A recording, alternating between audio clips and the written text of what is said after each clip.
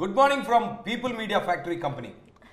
Release ముందు dubbing report, censor report, ఆ report, ఈ రిపోర్ట్, ఇలాంటి రిపోర్ట్లు ఎన్నో విన్నా మేము నమ్మం. కాబట్టి రిలీజ్ తర్వాత థియేటర్స్ నుంచి వచ్చే ఆడియన్స్ రిపోర్ట్ విన్నాం.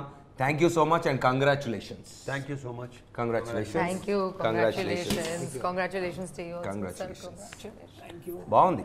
సన్నగా నాజుగ్గా అమాయకంగా కనిపించే ఈ కుర్రోడు మరి అంత భయంకరమైన యాక్షన్ని, ఎమోషన్ని ఎలా డీల్ చేశాడు, దానికి ఆడియన్స్ ఎంత బ్యూటిఫుల్గా రియాక్ట్ అవుతున్నారు అనే దానికి మరి అడిగి తెలుసుకుందాం. చెప్పండి, అసలు ఇంత సన్నగా నాజుగ్గా ఉన్న మీరు అంత భయంకరమైన యాక్షన్ ఎలా ప్లాన్ చేశారు అని మా ఆడియన్స్ అడుగుతున్నాను. నేను ఈరోజు ఆడియన్స్ తరపున కూర్చున్నా. ఆ నవ్వులో ఒక సక్సెస్ తాలూకా ఎంజాయ్మెంట్ అన్ని కనిపిస్తున్నాయి కదా క్లియర్గా. అసలు ఫస్ట్లో ఇంటర్వ్యూలో అయితే నేను నేను నేను రాను, వద్దు, ఉండను అనేవాడు. మెల్లగా అప్పుడు అలవాటు చేసుకున్నాడు. అలవాటు చేసి అతను చేసుకోలే, మేము చేసాం. ఎస్, మీరు ఎప్పుడు ప్రాసెస్ అంటూ ఉంటారు కదండి సార్. సో ఏంటి సార్ అంటే ప్రాసెస్ ఎంజాయ్ చేయడం అంటే? ఇప్పుడు ప్రాసెస్ ఎంజాయ్ చేయడం అంటే డైరెక్టర్కి లైక్ ఒక క్లారిటీ ఉండి పక్కన కో యాక్టర్స్ ఉంటారు కదా, వాళ్ళు ప్రాపర్ రియాక్షన్స్ ఇస్తూ సీన్లో మనం ఎంజాయ్ చేస్తున్నప్పుడు ఏంటంటే నేను చెప్పిన దానికి కావ్య రియాక్ట్ అవ్వడం, నేను చెప్పిన దానికి నవదీప్ రియాక్ట్ అవ్వడం, ఒకళ్ళు చెప్పిన because reaction is very important. నీ రియాక్షన్ బట్టి రియాక్షన్ బట్టే సినిమా, యాక్షన్ కాదు రియాక్షన్. సో నేనేంటంటే అండ్ నీ క్లారిటీ నేను చెప్పాను ఆల్రెడీ, నువ్వు ఏదైతే నాకు చెప్పావో దానికన్నా బెటర్గానే ఉంది కానీ తక్కువ లేదు. ఓకే, కొన్ని మాత్రం నేను ఎక్స్పెక్ట్ చేయలేదు, ఇంతకుముందు కూడా చెప్పాను అది నేను. లైక్ ఇంకా చాలా especially the climax, pre climax నుంచి స్టార్ట్ అయ్యేది ఆ Kalikadevi episode, foreign laws, English song ఆ ఎపిసోడ్, తర్వాత వచ్చి ఇంటర్వల్ బ్లాకు, అంటే ఒక యాటిట్యూడ్, ఒక క్యారెక్టరైజేషన్, ఒక గెటప్, ఒక మేక్ ఓవర్ అన్నీ. సో ఎంజాయ్ చేయటం. అండ్ నేను ఏదైనా ఎంజాయ్ చేస్తే డిసప్పాయింట్ చేయడం అనేది జరగదు. ఒకవేళ ఆ సినిమా కొంచెం కమర్షియల్గా ఫ్లాప్ అయినా సినిమాకి మంచి పేరు వచ్చిన సినిమాలే.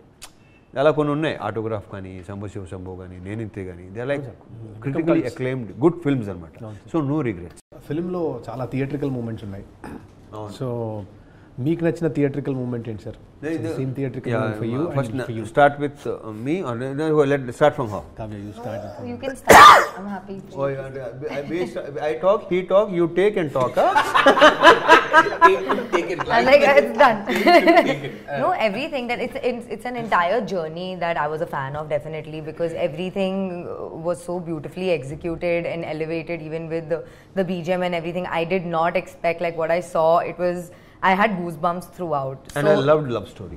Yeah. The love story thing. Yeah, I think it was a very unique love story, something which hasn't been projected like this before. And the way it is written, like how you don't really need to see somebody, hear somebody to fall in love with them. You know, that's just a very beautiful and different take on love, and how love can be so pure and at a distance also. Like even that is one form of love, but that's something that has never been done before. And the way we executed it, I think I was like, that was definitely one of my favorites, also because I am in there. నాకు తంది ఒక dialogue బాగా నచ్చిన ఇష్టం dialogue ఏం చెప్పను నాకు. ఏంటి అసలు నువ్వు నన్ను కలవా, కల్లో కూడా ఫేస్ లేకుండా వస్తున్నావు తెలుసా? నాకు అది దగ్గర నచ్చేసింది అది. We have seen one side love stories. This is one scope love story.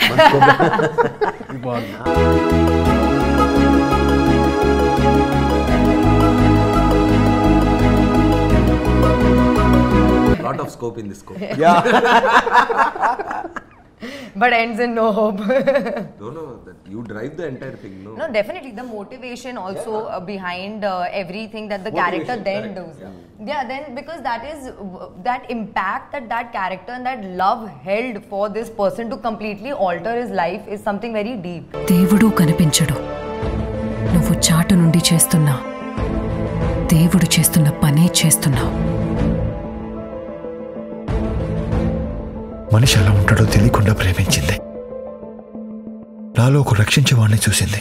So I think this perspective has never been like again acted on, and I think that's why it's very unique. Apart from this, having said this, like I also love the journalist's whole storyline, the way she's so inquisitive. She goes in different places and tries to find out, and her intrigueness, it just engages you throughout.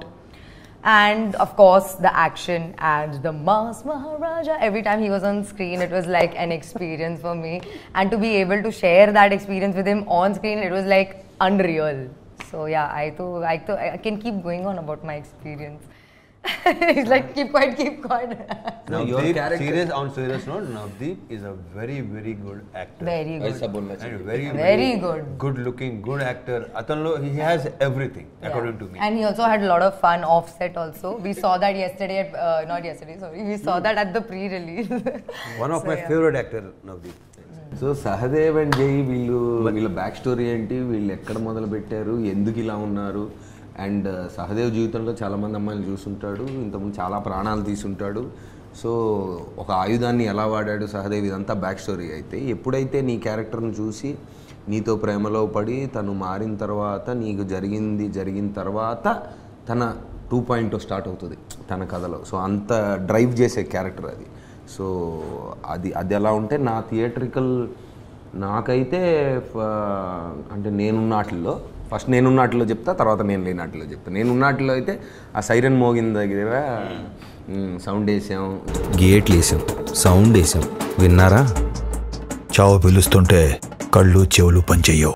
So అంటే నేను first మొన్న ఎప్పుడు అంటే మీతో combination అనగానే comedy అయితే obviously timing బాగుంటుంది అనుకున్నా, కానీ ఎక్కడో మధ్యలో జై ఇది బాగుంది, గుర్తుపెట్టుకొని జోక్ అడిగినప్పుడు చెప్పు. జై ఇది బాగుంది, నోట్ చేసుకో, తర్వాత మాట్లాడు. ఆ స్లైట్ టింజ్ కూడా ఉంటుంది, ఎక్కడ అక్కడక్కడ మిస్ అవ్వకుండా వచ్చింది, అది బాగుంటుంది. అండ్ హైలైట్ అయితే నేను చూసిన థియేటర్ ఎక్స్పీరియన్స్లో అయితే కాళికాదేవి ఒక దేవత టైప్లో ఉండి దాని ముందు అంతా జరుగుతుంది, అంతా మామూలుగా జరుగుతుంది, కానీ ఆ మూమెంట్ వచ్చినప్పుడు అయితే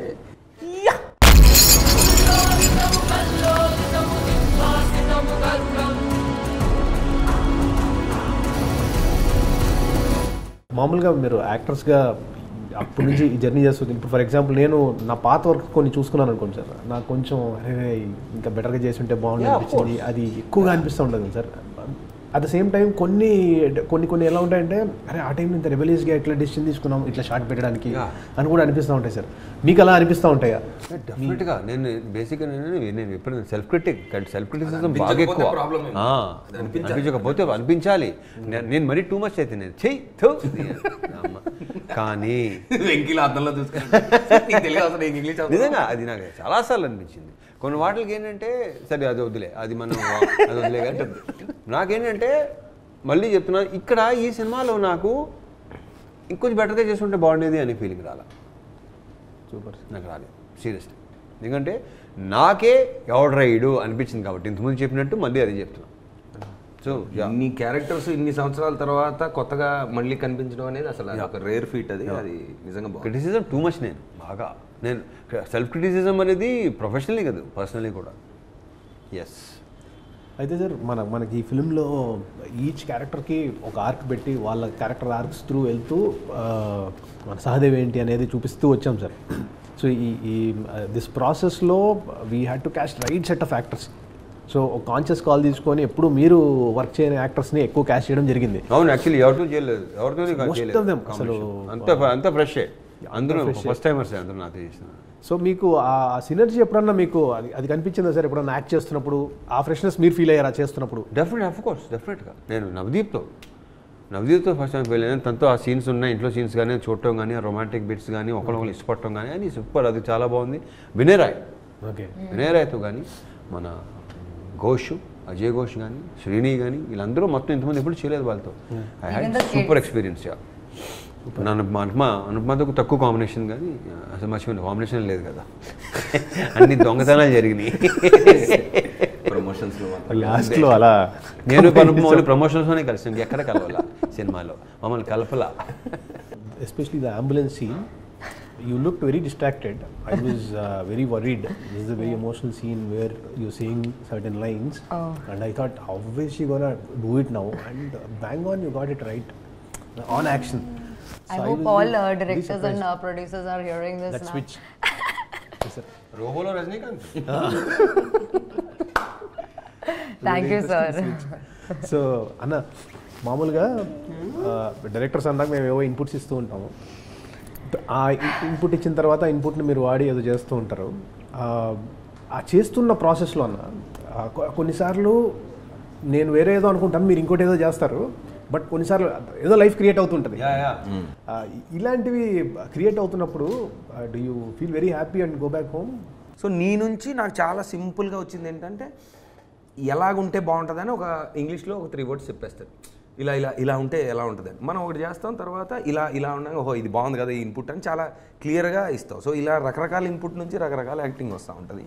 but the beauty is like you ఆస్ట్ ఏం చేయొచ్చు ఆ మూమెంట్లో, ఏం చేయొచ్చు. వచ్చాడు చెప్పాడు అంటే ఎలాగా అంటే ఫేస్లో చూపించాలా, వీడి బ్యాక్ స్టోరీ నుంచి రావాలా, ఇది ఒక మంచి ప్రాసెస్, నేను ఎంజాయ్ చేస్తాను. ఎందుకంటే ఈయన దగ్గర స్పెషల్గా నేను చూసింది ఏంటంటే సార్, నేను 3 years బ్యాక్ చెప్పిన కొన్ని సీన్స్ కొన్ని ఇన్ ద ప్రాసెస్లో మనం కొన్ని తీసేస్తుంటాం, కొన్ని జరుగుతుంటాం కదా, అవన్నీ కూడా గుర్తుంటాయి సార్. దాంట్లో చెప్పిన అస్సలు గుర్తుండవు, క్వైట్ ఆపోజిట్. అండ్ ఆ తెలుగు ప్రావెస్ టెరిఫిక్ సార్ అయింది. సో మన తెలుగు అంత లేదు సార్. మీది ఏదో మనీ లాంటి వాళ్ళు సహాయ సహకారాలతో అలా ముందుకు సాగుతూ ఉంటాం మేము. సార్ మీది నేను గేట్ ఎత్తే సీన్ ఉంది కదా సార్, అదొక హై మూమెంట్.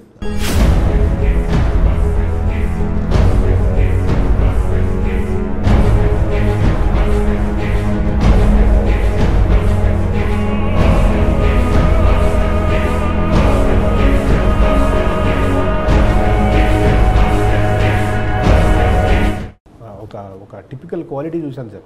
మీరు కూడా complete switch on switch off type actor. But switch on అయిన తర్వాత ఏదో పూనకం వచ్చినట్టుగా ఏదో జరుగుతుంటుంది సార్. అంటే అంత ఇంటెన్స్గా అది నేను మీకు అదే సార్. అంటే అంటే యాక్షన్ అనగానే అది మీరు ప్రిపేర్ చేసుకున్నారు సార్, మైండ్ అలా అది న్యాచురల్గా జరిగిపోతుంది. నేను కెమెరా ముందు వచ్చే వరకు ఏం చేస్తాను నాకు కూడా తెలియదు. నాకు హోంవర్క్స్ ఉండవు, ఓన్లీ క్లాస్ వర్క్స్. ఓకే. చెప్పాలంటే వర్క్ చేసిన ఇద్దరు డిఓపీస్ కూడా, Ameel and Karam, both have contributed so much to the film, that story టెల్లింగ్కి. So it is only enhancing the skill which I might have missed. ఇప్పుడు ఆ బొడ్డోడు ఇంకా బొడ్డోడు ఉన్నాడు కదా, పృథ్వీ కదా, ధ్రువన్ సార్, ధ్రువన్ అది ఒకటి నాకు బాగా విపరీతంగా నచ్చిన ఇది. అప్పుడు మొదలైంది మచ్చ PUBG pro squad full reverse attack, దడా దడా అని కొడుతున్నారు మచ్చా. పిల్లోడ్ సైజ్ చేయించడం అనేది నాకు విపరీతంగా నచ్చింది. Super sir. అది యాక్చువల్లీ ఫస్ట్ డ్రాఫ్ట్లో చాలా పెద్ద సీక్వెన్స్ సార్. అవి చాలా ప్రాపర్గా మిలిటరీ ఎలా వస్తుంది, ఎలా చేస్తారు, వాళ్ళ ఆపరేషన్స్ ఎలా ఉంటుంది, అవన్నీ కొంచెం రీసెర్చ్ చేసి అలా చేద్దామని అనుకున్నాను సార్. తర్వాత అనిపించింది ఏంటంటే బొడ్డోడుగా తెలియదుగా, వాళ్ళు తెలియదు కదా, అదే ఇలా చేపించడం కరెక్ట్గా ఉంది. సో పబ్జీ కానీ ఇంకోటి కానీ స్మూత్గా సింపుల్గా చెప్పిద్దాం, వాడి పాయింట్ ఆఫ్ వ్యూ నుంచి ఎట్లుంటుంది. ఎందుకంటే పిల్లలకి ఆ ఎమోషన్ ఆయన కాదు కదా, మామూలు చెప్పేస్తారు, ఏం జరిగింది తెలుసా, ఇలా జరిగిందక్క అని మామూలు చెప్పేస్తారు వాళ్ళు. అదే సార్, లేకపోతే డాక్యుమెంటరీ ఫీల్ వచ్చేసి. Exactly, yeah correct. సో పైగా ఇంతమంది చేత ఇన్నిసార్లు ఇన్ని రకాలుగా కట్టుగా చెప్పిస్తుంటే నువ్వు ఎప్పుడు చెప్తావు నాకు అని ఆడియన్స్ ఫీల్ అవ్వకూడదు, మళ్ళీ తొందరగా చెప్పు అని ఫీల్ అవ్వకుండా ఇంట్రెస్టింగ్గా ఒకళ్ళ అంటే ఒక్కొక్క డిఫరెంట్ ఎమోషన్స్లో డిఫరెంట్ ఏజ్ గ్రూప్స్ డిఫరెంట్ క్యారెక్టర్స్తో బాగా చెప్పించారు. అది బాగుంది. ఎస్పెషల్లీ మీరు చాలా వాయిస్ ఓవర్లు చెప్పారు, ఎక్కువ మాట ఈ సినిమాలో ఎక్కువ అందరికంటే ఎక్కువ మాట నువ్వే కదా. అది మీరే సినిమాతో నీ వాయిస్ ఏం పెంచుకుంటుంది తెలుసా నీకు. లాస్ట్లో అయిపోయిన తర్వాత ఇప్పుడు మనం ముందుకెళ్దాము అంటే తర్వాతకి వెళ్దాం అన్నాక కూడా మళ్ళీ మనోడు కొంచెం నట్లు బొడ్లు బిగించి మళ్ళీ డబ్బింగ్లో మళ్ళీ అంటే సడన్గా దాన్ని ఇటు పెట్టి చాలా బాగా చేశారు. యాక్చువల్లీ లాస్ట్లో కొన్ని ఏది వదలకుండా టైం దొరికేసింది కమాన్ ఇంకా బిగిద్దామని బిగించారు, వర్కౌట్ అయినాయి. ఈ సినిమా రైటింగ్ చాలా టిపికల్ రైటింగ్, ఎందుకంటే చాలా వరకు క్యారెక్టర్స్ని హాఫ్ వే ఓపెన్ చేసాం. Especially which I didn't expect actually.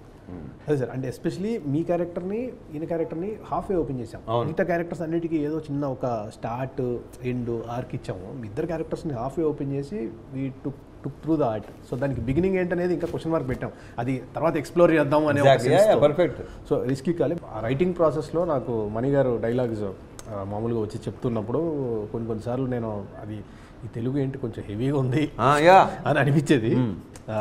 Exact, కొంచెం ఆ ఫీలింగ్ నాకు కూడా ఉండేది.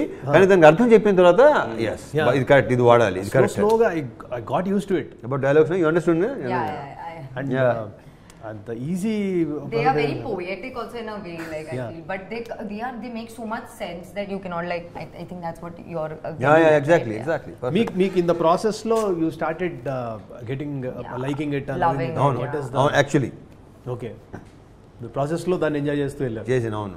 అందుకనే ఒకటి చెప్పింది దానికి అర్థం ఏంటి ప్రతిదీ అడిగి నేను దాన్ని చెప్తుంటే చాలా బాగుండేది. అండ్ కొన్ని ఏం చెప్పినా కొన్ని మాట్లాడుతుంటే అయితే తన పదాలు కొన్ని ఎలా ఉంటాయంటే అర్థం అడగాల్సిన అవసరం కూడా లేదు అనిపించేటట్టు ఉన్నాయి దీంట్లో. చదువుకో సంపాదనకో పోయినోళ్ళకి బిడ్డ ఎలా ఉన్నావని కాల్ పోవాలి కానీ మీ బిడ్డ కాలుపుల్లో చనిపోయిందని కాల్ రాకూడదు. బంధువు కంటే బాధ్యత దూట అంటే ధైర్యం రావాలి. అలా జరగాలంటే ఆయుధం బాధ్యత లేని వాడికి అందకూడదు. పీరియడ్. ఐ థింక్ సింపుల్గా ఫైనల్గా ఏంటంటే మీ అందరికీ థ్యాంక్స్ చెప్పాలి సార్. సార్ మేజర్లీ మీకు నేను నీ క్యారెక్టర్ అలాంటి క్యారెక్టరేషన్ డిజైన్ చేసి నేను కూడా నీకు థ్యాంక్స్ చెప్పుకోవాలి సార్. అంటే ఆపర్చునిటీ అండ్ ఇలాంటి యాక్టర్స్ అందరినీ నెక్స్ట్ మీ డైరెక్టర్స్ అందరూ మాత్రం ఇప్పుడు ఇతను బాగా కొత్తగా చూపించాడు, ఇప్పుడు ఏం చెయ్యాలి అని ఒక థాట్ ప్రాసెస్లో పడతారు. మంచి థాట్ ప్రాసెస్. అసలు నువ్వు అసలు నువ్వు వరకు నీ సక్సెస్ అది ఎంజాయ్ చేయి. అసలు నువ్వు ఎవరికి థ్యాంక్స్ చెప్పుకోవాల్సిన అవసరం లేదు. ఓకే.